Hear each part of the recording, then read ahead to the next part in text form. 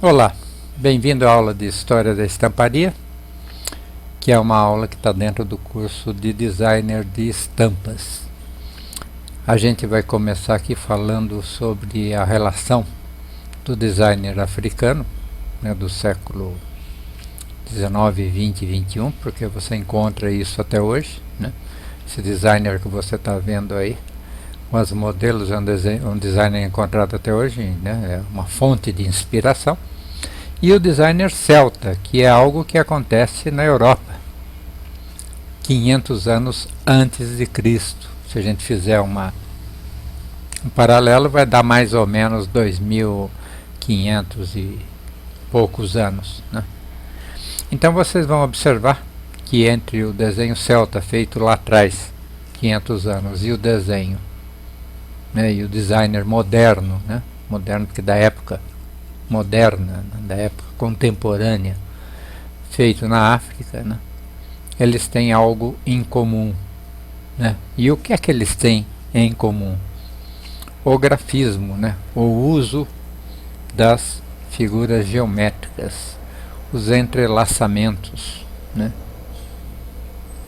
e também vocês percebem a ausência de figuras humanas.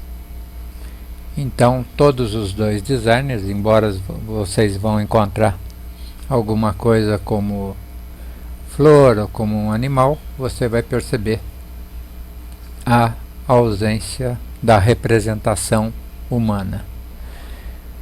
Então a Gestalt, que é uma ciência que se baseia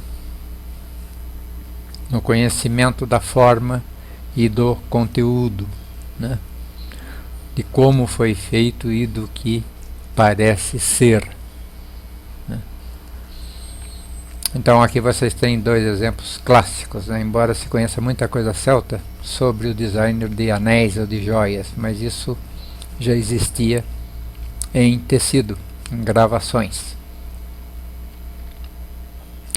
E a estamparia, como arte, ela começa com uma produção caseira, algo parecido com uma produção industrial, algo que se faz repetitivamente. E qual é a função da estampa no tecido? A função da estampa no tecido é dar qualidade, dar conforto, textura, forma a esse tecido. E hoje, uma palavra bastante nova. O designer agrega valor ao tecido. Ele mostra um simples suporte de tramas como algo mais valioso. E aqui vemos alguns exemplos de que a estampa não só empresta valor ao tecido, a estampa, dentro do designer, empresta valor a objetos. Então temos aqui uma bolsa, que provavelmente deve ser um tecido sintético. Temos aqui um